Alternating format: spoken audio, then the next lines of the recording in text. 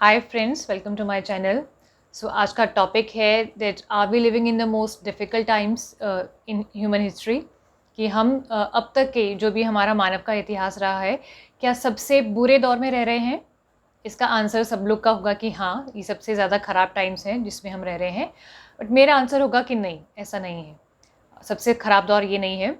ये सुन के आपको थोड़ा अलग लगेगा, अजीब लगेगा कि ये क्या कह दिया, क्योंकि आजकल के टाइम्स में फाइनेंशियल इनसिक्योरिटी इतनी है, अनएम्प्लॉयमेंट इतना है, देन लाइक स्ट्रेस, डिप्रेशन, ये सारी चीज़ें बहुत हैं, मेंटल हेल्थ इश्यूज़ बहुत हैं, लोनलीनेस है, इंडिविजुअलिज़्म बहुत ज़्यादा पीक पर है, देन फैमिली टाइज़ जो हैं वो ब्रेक डाउन हो रही हैं, रिलेशनशिप्स के इश्यूज़ हैं। तो इतनी सारी चीज़ें हैं, तो सबसे बुरा टाइम क्यों नहीं है? बिल्कुल नहीं है। देखो, डेफ़िनेटली हार्डशिप्स हैं, मैं डिनाई नहीं करती हूँ कि ऑब्वियसली बहुत सारे इश्यूज़ ऐसे हैं, काफ़ी सारे इश्यूज़ ऐसे हैं जो पहले हमने नहीं देखे। जो 21st सेंचुरी है, जो मॉडर्न एज हम जिसमें हैं, तो उस होता ही है कि हर एक ज़माने के साथ कुछ नए इश्यूज़ क्रॉप अप होते हैं और कुछ जो पुरानी चीज़ें हैं, जो बुरी थी, जो मुश्किल थी, वो चली जाती हैं। तो अब हम बात करते हैं कि सबसे बुरा दौर ये क्यों नहीं है? तो इसके लिए मैं आपको याद दिलाना चाहूँगी कि आप याद करो पुराना दौर, वर्ल्ड वॉर्स का टाइम आप याद करो। जब हर जगह, हर कंट्री जो थी किसी न किसी देश के साथ लड़ाई कर रही थी एंड इतनी अनसर्टेन थी लाइफ, मतलब कि कोई कभी भी मर जा रहा है, किसी को मार दिया जा रहा है, कोई मतलब हर जगह केओस, कोई पॉलिटिकल स्टेबिलिटी नहीं, कहीं पे कुछ भी। मतलब ये ज़रा मतलब याद करो, आपने पढ़ा ज़रूर है इस चीज़ों के बारे में। पूरी वर्ल्ड हिस्ट्री हो या ह्यूमन हिस्ट्री हो, like ancient times, medieval times, सब आपने पढ़ रखा है। तो बस थोड़ा उसको रिकॉल करने की ज़रूरत है। तो वो उतना बुरा दौर हम आज के टाइम पे नहीं देखते हैं। हाँ, डेफ़िनेटली कुछ कंट्रीज़ के बीच में तो वॉर चलता रहता है, जैसे यूक्रेन रशिया का अभी तक चल रहा है, या टेररिज़्म एक इश्यू है, बट वो इतना मास लेवल पे नहीं है कि दुनिया का हर एक पर्सन उससे अफेक्टेड है, हर कोई उससे अफेक्टेड नहीं है। बट वर्ल्ड वॉर्स की अगर हम बात करें, तो हर एक इंडिविजुअल, हर एक पर्सन उससे अफेक्टेड था पूरे वर्ल्ड में, राइट? फिर उससे पिछले टाइम में अगर हम जाएँ, लाइक अगर इंडिया की बात करें, तो ब्रिटिश टाइम्स में या कॉलोनियल एरा जो था पूरे वर्ल्ड में ही चल रहा था, लाइक ब्रिटेन हो गया एंड बाकी जो यूरोपियन कंट्रीज़ थी, उन्होंने पूरे वर्ल्ड को ही, ऑलमोस्ट पूरे वर्ल्ड को ही अपनी कॉलोनी बना रखा था। तो ब्रिटिश टाइम्स का आपको पता होगा, आपने पढ़ा होगा कि स्लेवरी कितनी ज़्यादा थी, ह्यूमन ट्रेड होता था, स्पेशली अफ्रीकन कंट्रीज़ के जो लोग हैं, कैरेबियन आइलैंड्स के जो लोग हैं, कैरेबियन कंट्रीज़ के, साउथ अमेरिका के जो ब्लैक हैं, निग्रोइड्स हैं, उनके साथ कितना जानवरों जैसा सलूक होता था, रेसिज्म पीक पे था। फिर इकोनॉमिक कॉलोनाइजेशन तो था ही, वो सब चीज़ें तो थी। तो आपको याद होगा कि कितना ज़्यादा एट्रोसिटीज़ ब्रिटिश ने हमारे ऊपर की हैं। कोई ह्यूमन राइट्स नहीं, कोई लेबर राइट्स नहीं, कुछ नहीं। ह्यूमन डिग्निटी की तो कोई वैल्यू ही नहीं थी, आपको याद होगा। किसी को भी मार दिया, कुछ भी कर दिया। मतलब इतना रैम्पेंट था ये सारी चीज़ें। पूरी हमारी जो इकोनॉमी थी, वो उन्होंने डिस्ट्रॉय कर दी। रूरल इकोनॉमी, जो ये zamindari system, then mahalwari system, ryotwari, and आपको सब पता ही है कि कैसे दंगों को या मूवमेंट को कैसे सप्रेस किया जाता था, राइट? उससे पिछले टाइम्स में चले जाओ, मिडीवल टाइम्स में। अब मिडीवल टाइम्स जो था, अगर हम इंडिया की बात करें, तो that was the time of invasions, जब हमने इतने सारे इन्वेजन्स देखे। नादिर शाह, अहमद शाह अब्दाली, देन सबसे पहले वो गजनी आया, घोरी आया, बाबर ने अटैक किया, इतने सारे लोगों ने अटैक किया। And specially north India and जो नॉर्थ वेस्ट इंडिया है, उसने सबसे ज़्यादा सफ़र किया है, क्योंकि सारे इन्वेजन्स यहीं से होते थे। तो जस्ट इमेजिन करो कि कैसा टाइम था वो, कि कहीं की आर्मी आ गई, एकदम से घुस गई, एंड वो घरों में घुस के मास रेप कर रही है, मास लूटिंग कर रही है, मास किलिंग्स कर रही है, मास राइटिंग कर रही है। मतलब इतनी मास लेवल पे ये चीज़ें होती थी कि औरतों को उठा के ले गए, घर में घुस के कुछ भी कर दिया। अब एटलीस्ट वैसा नहीं है। हाँ, ह्यूमन सेफ्टी या वुमेन सेफ्टी अभी भी इश्यू है, बट एटलीस्ट उतना सीवियर तो नहीं है। तो वो टाइम तो बिल्कुल ही, मतलब उस टाइम पे आपको पता होगा कि बिल्कुल खूंखार थे। और आज के टाइम पे जो हम देखते हैं, जो हमारी सोसाइटी में जो ख़राब चीज़ें हुई हैं, वो उसी का परिणाम है। जो इन्वेजन्स हुए ना, तभी से ये चाइल्ड मैरिज हो गया, या लाइक क्या कहते हैं, जॉइंट फैमिली सिस्टम हो गया, जिसकी वजह से बहुत इश्यूज़ होने लगे। तो ये सारे स्टार्ट ही उस वजह से हुए हैं। तो हमारी सोसाइटी का डिग्रेडेशन मिडिवल टाइम्स में बहुत ज़्यादा हुआ है। तो वो चीज़ें हमें अभी याद नहीं है, तब कितनी ज़्यादा हार्डशिप्स थी। तो हम उस चीज़ को भूल जाते हैं। अभी लाइफ बहुत कंफर्टेबल है तब से, डेफ़िनेटली बहुत कंफर्टेबल है। मैं ये तो नहीं कहूँगी कि ईज़ी है, ईज़ी तो डेफ़िनेटली नहीं है, बहुत टफ़ है आज भी। इवन तब भी टफ़ थी, पहले भी टफ़ थी। आप अपने पेरेंट्स के टाइम पे देख लो, ग्रैंड पेरेंट्स के टाइम पे देख लो, लाइफ तब भी बहुत टफ़ थी, आज भी बहुत टफ़ है। पर हाँ, ये है कि तब लाइफ सिंपल थी, आज सिंपल नहीं है, बहुत कॉम्प्लिकेटेड है, राइट? मतलब तब तो गिनी-चुनी 5-7 चीज़ें लोग करते थे कि सुबह उठे, खाना बनाया, खाना खाया, जो पुरुष हैं घर के वो लाइक खेतों में चले गए थोड़ी खेती करने के लिए, और महिलाएं पानी लेने चली गई। तो ये चीज़ें थी, बट हार्डशिप्स तो तब भी बहुत थी, ऐसा नहीं है कि तब नहीं थी, पर वो चीज़ें हम भूल जाते हैं क्योंकि और एक हमें याद भी नहीं कराया जाता। देखा जाए तो आप खुद सोचो कि बॉडी के लेवल पे तब स्ट्रगल ज़्यादा थी कि औरतें जो हैं मतलब इतने किलोमीटर्स जाके पानी लेके आ रही हैं, एंड 10-10 बच्चे पैदा करना, 15-15 बच्चे पैदा करना, मतलब एक बच्चा पैदा करना इतना डिफ़िकल्ट चीज़ है। और इतनी गरीबी, इतने सारे लोग, मतलब हालत तो तब भी बहुत ज़्यादा ख़राब थी, पर अभी उससे तो कंफर्टेबल हो गई है लाइफ। एंड जहाँ तक बात है कि ज़माने की, ये एक रहता ही है, मतलब सबको लगता है कि हमारा ज़माना ज़्यादा डिफ़िकल्ट है। एक तो ये भी रहता है कि हमारा ज़माना बहुत बहुत अच्छा है। सब लोग बोलते हैं ना, जैसे अगर जेन ज़ी है उनको लगेगा कि अभी ज़माना बहुत अच्छा है, मतलब उनका बचपन सबसे अच्छा बीता है। मिलेनियल्स उनको देख के कहेंगे कि तुम्हारा बचपन उतना अच्छा नहीं बीता, हमारा और अच्छा था। तो ऐसे करके एक रहता है कि हमारा बचपन सबसे अच्छा है, लेकिन हमारा ज़माना जो है वो सबसे डिफ़िकल्ट है। सबको यही लगता है। आप अगर अपनी स्ट्रगल्स गिनाओगे तो आपके पेरेंट्स आपको अपनी स्ट्रगल्स गिनाना शुरू कर देंगे। तो वो तो रहता ही है, एंड वो मतलब है, सदियों से ही होता आ रहा है, जब से ह्यूमंस धरती पे आए हैं।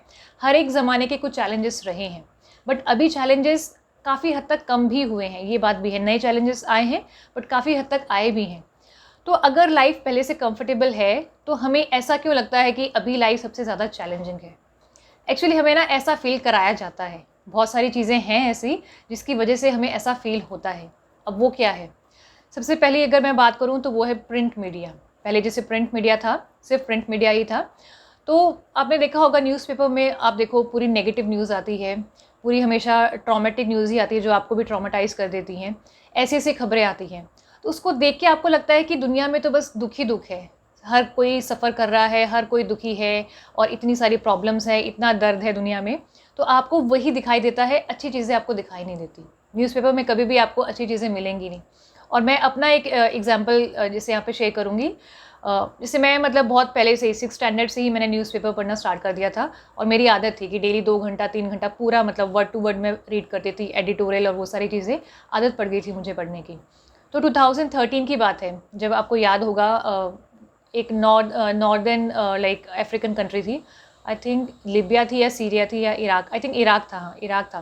तो उसमें याद होगा कि वो शिया सुन्नी डिवाइड जो चल रहा था, आज भी चल रहा है अगर आपको याद हो, तो वो टेररिज्म बहुत बढ़ गया था। सुन्नी एक्सट्रीमिस्ट जो थे उन्होंने पूरे देश पे कब्जा पा लिया था, एंड हर वीक में वो किसी ना किसी फॉरेन नेशनल जिनको उन्होंने कैप्चर किया था, कोई यूरोपियन नेशनल या अमेरिकन नेशनल, उसको एग्जीक्यूट करते थे, उसका थ्रोट स्लिट कर देते थे और उसका वीडियो अपलोड करते थे फेसबुक पे एंड सोशल मीडिया पे।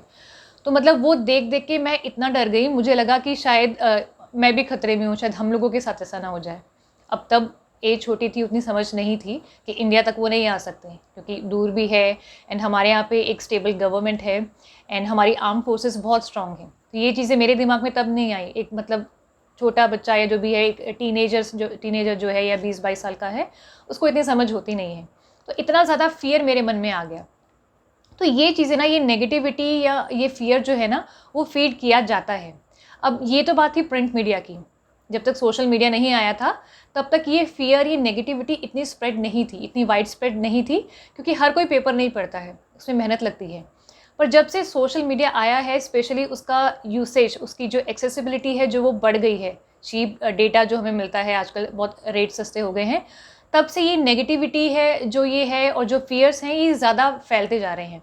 क्योंकि अब इसमें कोई मेहनत नहीं करनी पड़ती। एक क्लिक पे आपको इतनी सारी वीडियोज़ मिल जाएँगी, इतना डेटा, इतना कंटेंट मिल जाएगा, और सब नेगेटिव ही है। सब जगह मतलब आपको पता है कि फ़ियर आपके अंदर इंस्टिल किया जा रहा है, या आपके अंदर नेगेटिविटी डाली जा रही है। तो उनको देख के लगता है कि जैसे हर जगह दुःख ही दुःख है। कहीं देश के किसी कोने में या दुनिया के कोने में कुछ हो गया, उसको इतना एग्ज़ैजरेट करके दिखाएँगे, एंड उसको देख के कितनी ज़्यादा मतलब आपको भी टेंशन हो जाती है, और आपका अपनी लाइफ़ से भी फ़ोकस हट जाता है, जबकि आपकी लाइफ़ को वो अफ़ेक्ट कर भी नहीं रहा। कहीं दूसरी दुनिया में, दूसरे देश में कुछ हो रहा है, उसको देख के हम यहाँ पे बैठे-बैठे अफ़ेक्ट हो रहे हैं, है ना? तो ये चीज़ें की जाती हैं क्योंकि ये फ़ियर डालना और ये सारी चीज़ें, ये नैरेटिव चलाना, इससे बहुत लोगों की दुकान चलती है। बहुत सारे ऐसे फ़ोर्सेस हैं जो सोसाइटी को और ह्यूमन लाइफ़ को डिसरप्ट करना चाहते हैं, और करते भी हैं, एंड वो कामयाब भी बहुत हद तक हुए हैं। तो उनको या तो पैसा मिलता है, या उनको पावर मिलती है, या दोनों मिलता है। तो इसका सॉल्यूशन क्या है? पहली बात तो सोशल मीडिया का यूसेज जो है ना आपको लिमिट कर देना चाहिए, कम कर देना चाहिए, क्योंकि कुछ नहीं है, वो एक प्लेटफॉर्म है आइडियोलॉजीज़ को प्रोपेगेट करने का, नैरेटिव्स चलाने का, मतलब मेनली यही है। मैं ये नहीं कहती कि बंद करो, वो तो ऑब्वियसली पॉसिबल नहीं है, पर बहुत फ़र्क पड़ेगा उससे भी। अगर आप लिमिट भी कर दोगे तो बहुत फ़र्क पड़ेगा। एंड दूसरी चीज़, जब भी आपके मन में ऐसे नेगेटिविटी आए तो ज़रा अपने आसपास कमरे में आप नज़र फेर के देख लेना, आपको पता चलेगा कि कितनी सारी चीज़ें आपके पास ऐसी हैं जो आपके पास बचपन में नहीं थी, जो आपके पेरेंट्स के पास बचपन में नहीं थी, आपके ग्रैंड पेरेंट्स के पास नहीं थी। जो चीज़ें हम देखते हैं ना कि गर्मी है तो हम गर्मी से बचाने के लिए हमारे पास एसी है, हमारे पास रेफ्रिजरेटर भी है, हमारे पास सर्दी से बचाने के लिए गीज़र है, सब कुछ है। पहले तो पानी खुद से गर्म करना पड़ता था। तो जो बेसिक चीज़ें हैं, जो बेसिक लाइक नीड्स हैं हमारी, जो सर्वाइवल के लिए हैं, वो तो हमने सिक्योर कर लिया है। सर्वाइवल तो हमारा सिक्योर्ड है। अब प्रॉब्लम जो है, जो इश्यू है, वो है डिज़ायर्स का। जो हमारे एम्बिशंस है वो उसको लेके टेंशन है। बट बेसिक चीज़ें जो हैं, मतलब खाने को तो रोटी है ही, बेसिक तो सारी चीज़ें हैं। और मैं बात करूँ मिडिल क्लास की एंड अपर मिडिल क्लास की, तो हालात इतने ख़राब नहीं हैं।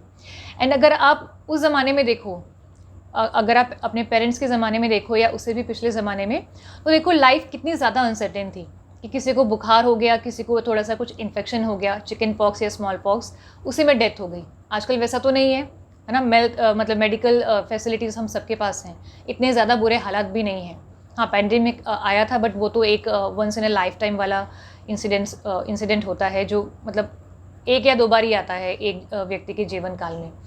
तो आप देखो कि आज के टाइम पे फाइनेंशियल इनसिक्योरिटी डेफिनेटली है, अनसर्टेनिटीज़ हैं, रिलेशंस को लेके हैं, हेल्थ को लेके हैं, मेंटल हेल्थ स्पेशली।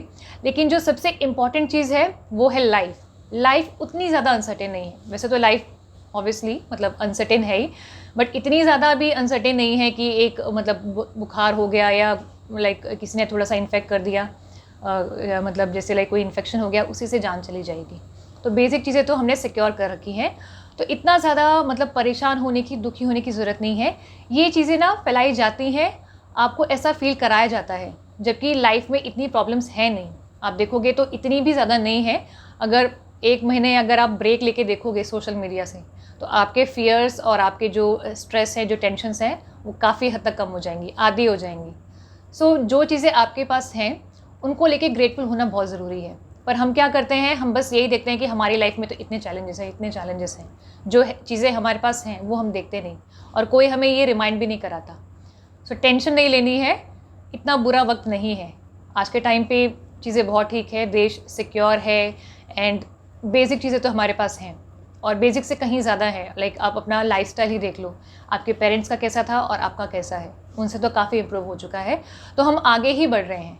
और बाकी ये जो चीज़ें हैं, जो ये जियोपॉलिटिकल इश्यूज़ होते हैं, जो ये अनसर्टेनिटीज़ हैं, जो हेजीमनी के लिए फ़ाइट चलती रहती है चाइना में, यूएस में, और ये सारी चीज़ें जो हैं, नॉन अलाइनमेंट और वो लाइक रहता है नेटो वगैरह का, जो भी चीज़ें हैं वो तो रहेंगी। वो कभी भी मतलब ऐसा टाइम नहीं आएगा जब कोई इशू ही ना हो। सो आज के टाइम पे हम पहले से तो बहुत ज़्यादा सेफ़ हैं, बहुत सिक्योर्ड हैं, हमारे पास आज़ादी है। ब्रिटिश टाइम्स पे तो आज़ादी भी नहीं थी, हमें घर से निकलने की आज़ादी नहीं थी, कुछ बोलने की आज़ादी नहीं थी। अब तो कितना ज़्यादा मतलब लाइक जुडिशरी भी है, थोड़ी ठीक है, अच्छा काम करती है काफ़ी हद तक। तो ग्रेटफुल होना बहुत ज़रूरी है, और अपनी ब्लेसिंग्स को काउंट करना बहुत ज़रूरी है, और इतने खतरे की बात है नहीं, ये सब फैला रखा है। सो वीडियो यहीं पे ख़त्म करूँगी। आप कमेंट करके बताना कि आपको वीडियो कैसा लगा। चैनल अगर आपने अभी तक सब्सक्राइब नहीं किया है तो प्लीज़ सब्सक्राइब कर दो। काफ़ी सारे लोग ऐसे हैं जो देख रहे हैं बट सब्सक्राइब नहीं कर रहे हैं, तो प्लीज़ सब्सक्राइब कर दो। एंड कमेंट करो, पार्टिसिपेट करो, मुझे मतलब फीडबैक तो मिले कि कैसा मैं कंटेंट बना रही हूँ, एंड आपको लाइक समझ में आ रहा है कि नहीं। And thanks for watching.